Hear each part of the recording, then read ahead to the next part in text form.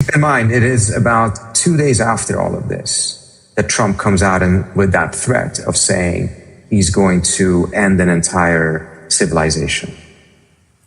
And a day later or 12 hours later, he agrees to a ceasefire. So it does appear, it does fit in with the picture in which some sort of a big effort was made. It was a complete failure, and it frustrated him to the point that he was issuing these type of threats. Perhaps he was seriously considering using weapons that have not been used, but then eventually backed down. Are you hinting at nuclear weapons? Do you think that was actually considered? I don't know. I just know people who know him and who know the procedures here who are taking that theory very seriously. Wow. Okay. That came out of nowhere. That's pretty scary. Okay, so let's go back to the developments now. There's that treaty between, actually, let's move away from that, not treaty, that security agreement. I want to talk about what's happening Saudi Houthis and the Iraqi militias. You think they'll find a diplomatic solution, or do you think the Saudis will try to seize the coastline or defeat the Houthis militarily? I don't think I have enough information to tell you with confidence what I think they will do, but I would find it immensely stupid by the Saudis to go back into this war. Because see how the fundamentals have changed since last time. First of all, the US was very supportive of that war during the Obama administration. This was essentially part of the compensating the Saudis for having done the JCPOA. And many of them have expressed regret for having done this. But even with the US's support, the Saudis failed. Later on the Biden, at first the Saudis were being pushed to stop the war, and eventually they did, of course, and later towards the end, it was the US that wanted the Saudis to more or less go back into it, because now the Houthis were shooting at Israel, and of course you can't do that. So then the Biden administration was completely on board of taking them on again. But then Trump tried and he failed, and he gave up after 8 weeks and has not spoken about the Houthis ever since. So now you have a situation in which the Saudis alone can't do it.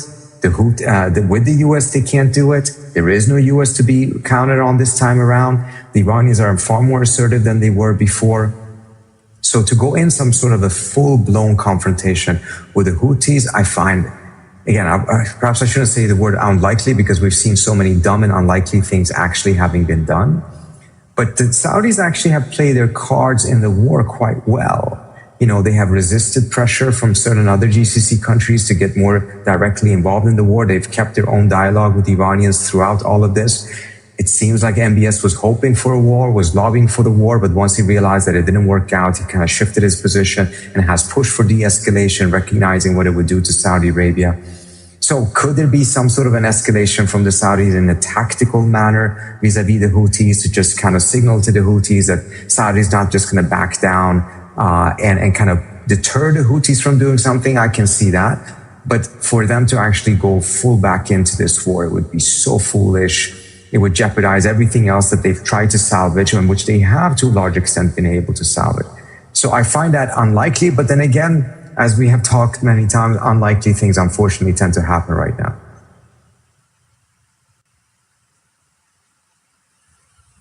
Sorry, I'm muted. I was going to say, it might have been unlikely 6-7 months ago before this war. I think now it's close to impossible after seeing what happened to the US with Iran, because it's a very similar scenario, just two smaller countries, Houthis versus Iran, Saudi versus the US. And I think seeing how unprepared the US or the West was for that type of warfare, drone warfare and missile barrages, and also, as you said, a more assertive Iran, I'm with you. And it's very stupid, but also I think they know how stupid it is after this war. Yeah, but at the same time, again, this is not to argue against my earlier point, but the Saudi, Turkish, Pakistani agreement signed today will have its first test if there is that type of a full-blown war between the Saudis and the Houthis. I mean, again, what the Houthis are doing right now, most of it at least, is they're going after forces in Yemen that are supported by Saudi. That's different from attacking Saudi Arabia itself.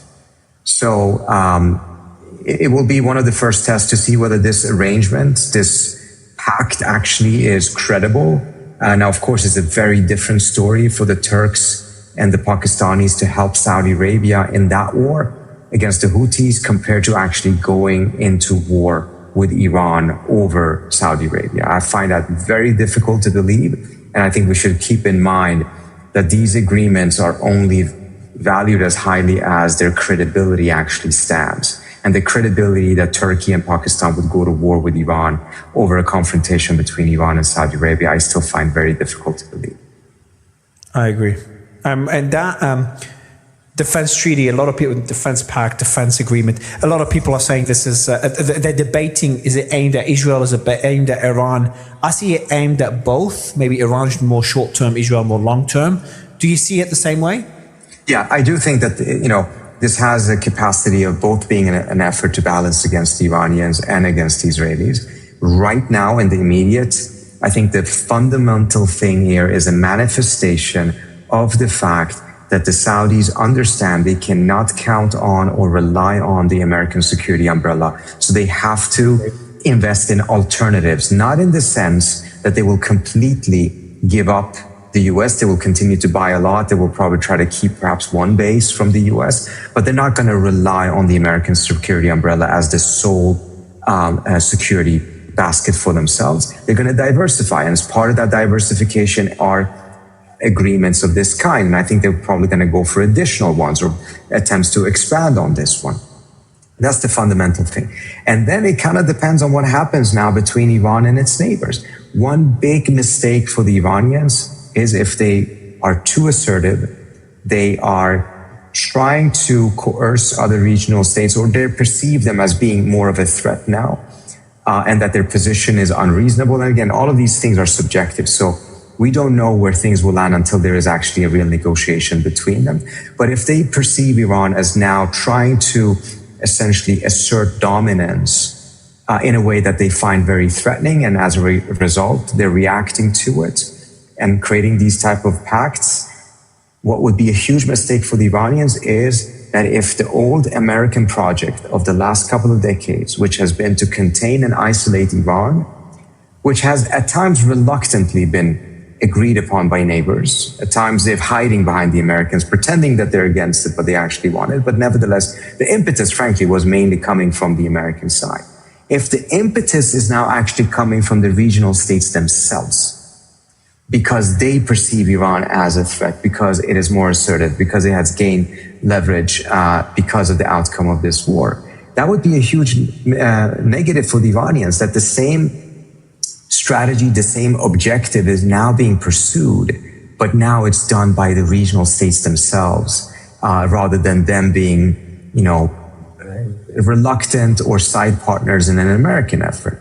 So I think from in Tehran's perspective, they should take this seriously, not in the sense that it is completely geared towards Iran, but that it can end up becoming something like that if the regional diplomacy fails to achieve what I think they should go for. Instead of bloc formations, they should go for an inclusive security architecture. The readiness in the region is greater there than it's ever been before.